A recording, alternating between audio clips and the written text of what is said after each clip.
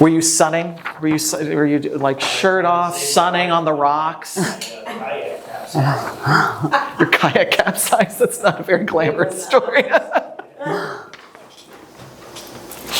God, I wish I was there. Oh, I wish I was that tree. Oh, what a life that would be. What a life that would be. That would be great. Oh, I broke the chair. All right. Welcome, Claudia. Thank you for being here on such short notice. If Sam texts me and says, I need you, I'm there. Aw, you're so good. You're so good. All right, so let's jump right into it. I'm going to ask you a series of questions, and unfortunately, I didn't get the time to give you these questions because I made them this morning. That's okay. So anyway, why don't you tell me a little bit about your background? I have been up in the Hudson Valley for 10 years. I grew up in Lower Manhattan in Greenwich Village. Daughter of I'm first generation. My dad was from Italy. My mom's from Ecuador. Grew up in a pizzeria my dad owned, on Bleecker Street for 25 years. Always was I have 3 sisters. And my dad loved the concept of creating a legacy through real estate. Bought this little postage stamp sized building that my mom still owns years later, and always said to us, the importance of owning as opposed to renting. So I grew up with that entrepreneurial spirit. Nice. I graduated from NYU, met my husband in Italy, have been married almost 30 years. We've moved a lot, and I think during those experiences, I always thought about the real estate, the relationship with the agent. And when we moved back to the States, because we were living abroad, I was trying to go back into for corporate. I was in corporate for 10 years in marketing and communications for a Spanish language media company, and I was trying to pick up where I left off. And wanted to go back into the city. And then I realized I have 3 kids. I don't want to be that far away. I don't want to be commuting. So a friend told me about Keller Williams, that she had gotten her license, Susie. And I said, you know what? I have to stop complaining. Why don't I just get my license? It was always such a part of my life. But I never thought, well, let me get a license and actually start helping people with real estate. And it's been 6 years, and I absolutely love it. From the day I walked in, Terry, Kevin, Chris, everyone, and I had the opportunity a few years ago to be part of leadership, and that was a great experience. And now the last couple of years, I've just been really focused on my business and that one thing and growing it. And it's been really challenging at times, but also very rewarding. And yeah, I just love what I do. I just have to say that was so thorough that you knocked a couple questions off of my list. Yeah. So great interview, everybody. Thanks for being here. I did that strategically. So you answered this question. Okay, so what particular niche, if any, do you focus on in the market? Buyers, listings, referrals, etc. Honestly, I do it all. Like lately, it's been a lot of buyers. I mean, it's a mix. I have, a lot of people say I have a lot of patience, a lot of compassion for empathy for people. So people that are trying to sell, that really need to sell because they have to move on to their next situation. I can, roll up my sleeves and help them out and problem solve. So I would say I like to work with sellers, but lately I've got a lot of buyers, and I'm getting a real high from getting accepted offers. Oh, good. Yeah, so I got 2 last week. I have 2 offers in now, and it's funny the way I try and woo the listing agent. You really want to work with me, So I have to say, I don't think that there's a specific niche. I feel like whatever comes my way, especially in this market, whatever comes my way, I'm renters too. The first part of the year, renters was I remember Terry would be it's like gas money. I'm but I'll take it. In the beginning, January, February, it was great. I have a listing that I met a potential renter that decided to buy, and now we got an accepted offer. Great. Yeah, so I'm pretty, I guess, trying to be as versatile as I can be. And you've always been such a pleasure to work with ever since you've been here, since I've known you. Thank you. And it's so funny you say you have such a nice demeanor, because when you get worked up, it's usually for a very, very good reason. Yeah. I know. You guys have seen that side of me. I always say people think, when you're a good, a kind person, that you're weak. But I think you guys can attest to the fact that that's not the case with me. But yeah, and I can be really, like, for my clients, like, you don't want to, it's almost like the mama bear, like with my Right. kids, like I'm like that with my clients. Like the other day, which should have been an easy closing, at the nth hour, it was like $1 million. They were trying to get my seller to pay $750 for a pump, and I'm like, excuse me? Like, Yeah. well, no, next, Right. so yeah. Right. Yeah. Oh, good. Talk No, to the hand, right, Kevin? that's great. You definitely have your clients' interests intact Yes, in yes, line with your own. So absolutely. that's great. Yeah. It's number one. Yeah. Let's see. I guess you sort of kind of answered this, but maybe if you want to elaborate more, what do you most enjoy about real estate? Being the person that can help, like, make a difference in other. I know it sounds corny, like, make a difference in other people's lives. Like, seriously, especially. And I remember Kevin always said this. It's not, if you don't look at it as a transaction, it's a relationship. You're always going to, have people that, wanting to keep yourself top of mind and having people know that you're a resource. So I keep in touch with people, and I'm like, okay, I remember when you had this house to sell, and then you wanted to be in the beach, with your toes in the sand, and now you're with your toes in the sand, or Yeah. you wanted to be near your mom who was sick, and now she's thriving because you're with her. I helped make I helped make that happen. Yeah. So it's really cool. The other day I was at a friend's house, and they bought, like, 2 weeks before Christmas, and she just had her daughter's first her birthday party in the backyard. She's like, it was the first time I didn't have to worry about my landlord complaining about all the cars in the parking lot.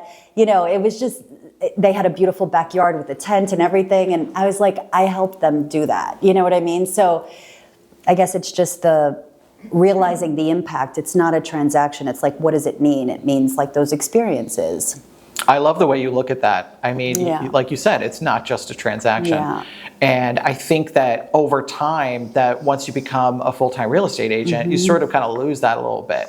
And it's almost like doctors and how they come into the patient and they say, this and this and this is wrong with you, next patient. It sort of like loses the experience. Yeah. But with that kind of thinking, it's nice to humble yourself and make sure that you are actually involved and you are changing these people's lives, seriously. Yeah. Because if they buy a second home, you're right, they Yeah. get to go to the beach now. Yeah. If they uproot and change from, like, a totally different state, Yeah. they have to, like, get acclimated with the amenities around them. They have Yeah. to, like, get acclimated with the house. Yeah. Everything is just so different and changing, and it's nice that you are trying to make that as comfortable for them as possible. Yeah, no, for sure. And it helps, like, those relationships, then the business just flows. Right, yeah. So what have been some of your struggles with the market so far?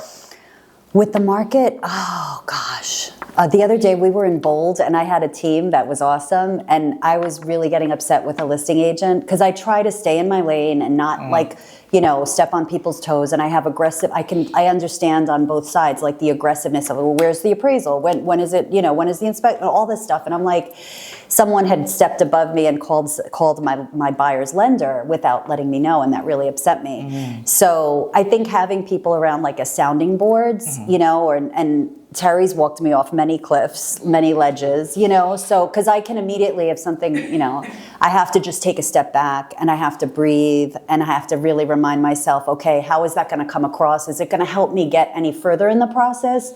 Or is it, so I have to, like, pause and not act right away, because everybody's stressed out. You know what I mean? Like, there are a lot of people that haven't had a check in a long time, whether it's a listing agent or whoever, or a buyer that might have had, a million no's and then finally got I'm trying to realize that there's so much going on behind the scenes. If I encounter someone that's upset, who knows what their story is and what happened. So it's not about me, and just to continue and to try and look for solutions and not be a part of the problem, but try and really, figure out, like, maybe this person I don't need to be speaking to them in such a way where they're going to get pissed off and nothing's going to get resolved. Like, we need to get it resolved. Yeah. Like, I've been asking for a mortgage commitment, and I'm like, where's the mortgage commitment? My listing, it's my listing. And, I had to call the lender, but I let the agent know. I said, I'm going to let you know, I've been asking for this and I need this. My sellers need it. They're moving to South Carolina, all the things.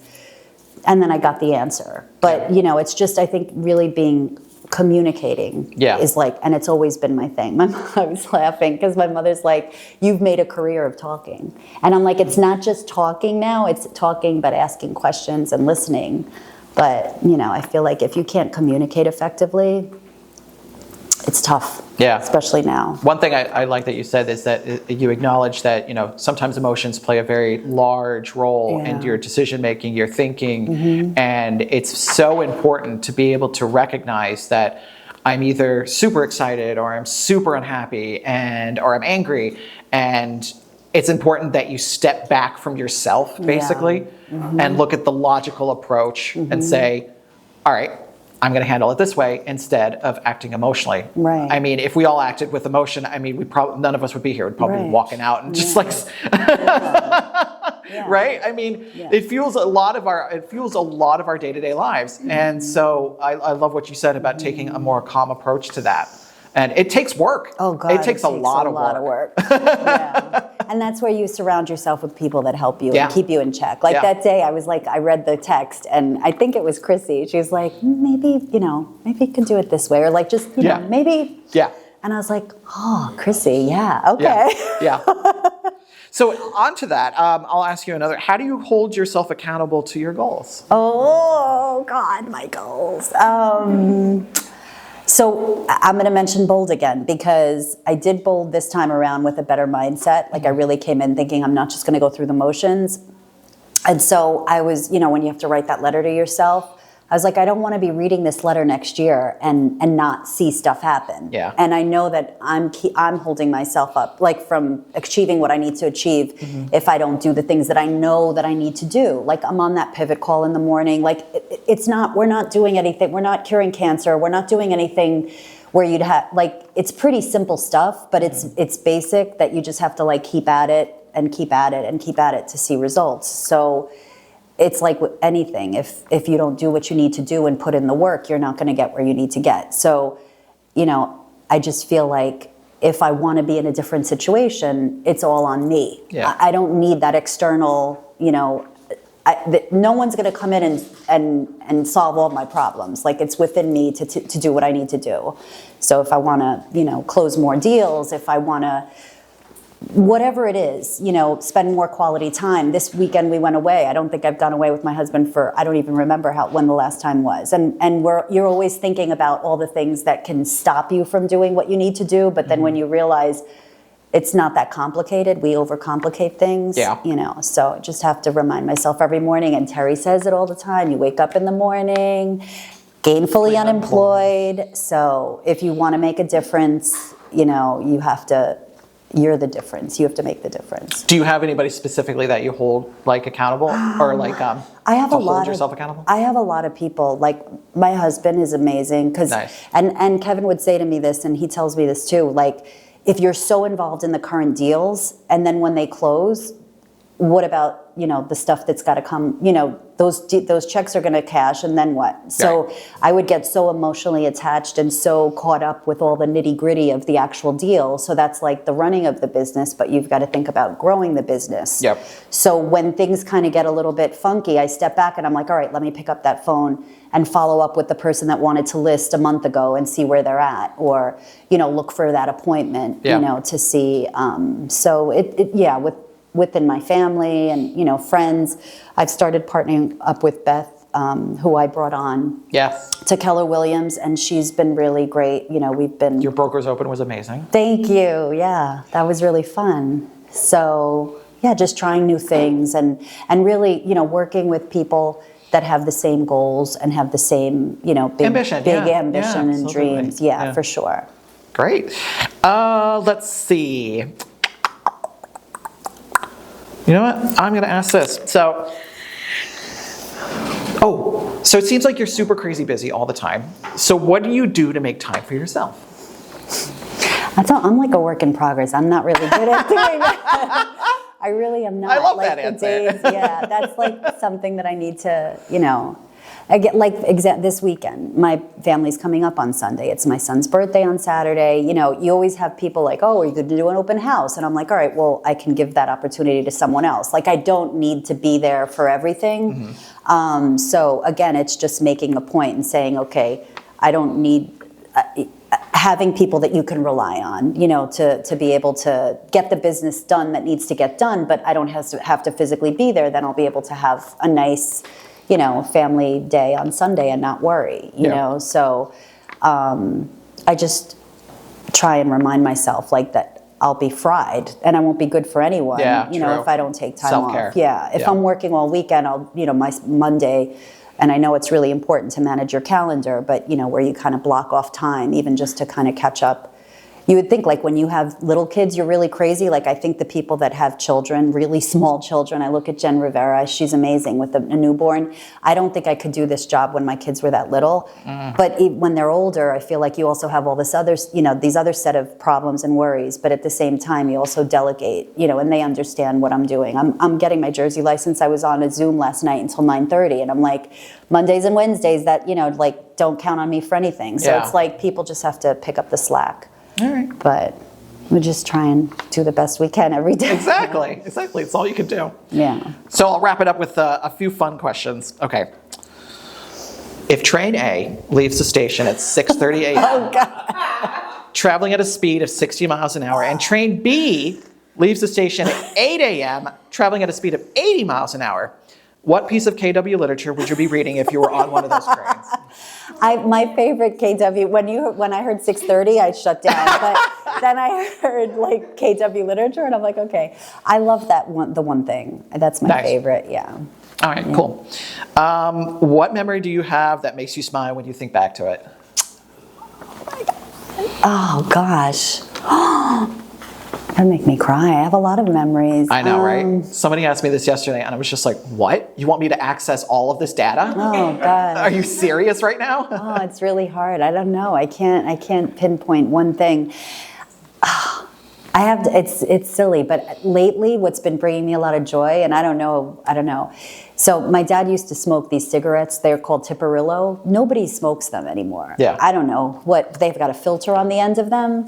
I see those little filters all over the place, but it had been like years that I hadn't seen them. Yeah. And then lately I've been keeping track of when I see them, and there's always some sort of a connection. Either I'm waiting for, like something big is happening, and then I look down and I see it. So I feel like he's always been a big inspiration. So I feel like he's, those little reminders, it's like everything, it's like it's not that deep, everything's going to be okay. Yeah. So those things. But aside from like my children being born and, Right. all of that stuff, there are lots of moments, but I feel like lately, I feel like he's around and he knows what's going on and he's like guiding me. Can I share mine? Yeah. Mine was when I got pooped on by a bird when I was having dinner outside with a couple friends. I'm just really glad it just hit my shoulder and not in the food. That was great. That's so But funny. apparently it's supposed to be good luck. So I have a poop story. yeah, do you? So I grew up in the city and had driver's ed, and my driver's ed class was my road test was in the Bronx. I think it's probably the first time I had ever been to the Bronx was for my road test, and a bird pooped on my clip in my hair. And I passed my test, and I was like, all right, at least it didn't go in my hair. I had one of those velvet clips, and it was big and wide. I was like, it went right on that. And then I got in the car. And that was 80s, right? Yeah. It was, that was great. That's great. I love it. So it does bring good luck. And I guess my last question is, what was your favorite board game growing up as a child? My favorite board game? Monopoly. Okay. Yeah. Okay. Yeah. Already. Yeah. See? Yeah. So fitting. Yeah. Totally. You were just born for this. It's great. Well, Yeah. thank you very much, Claudia. Thank you. It was fun. Thank you.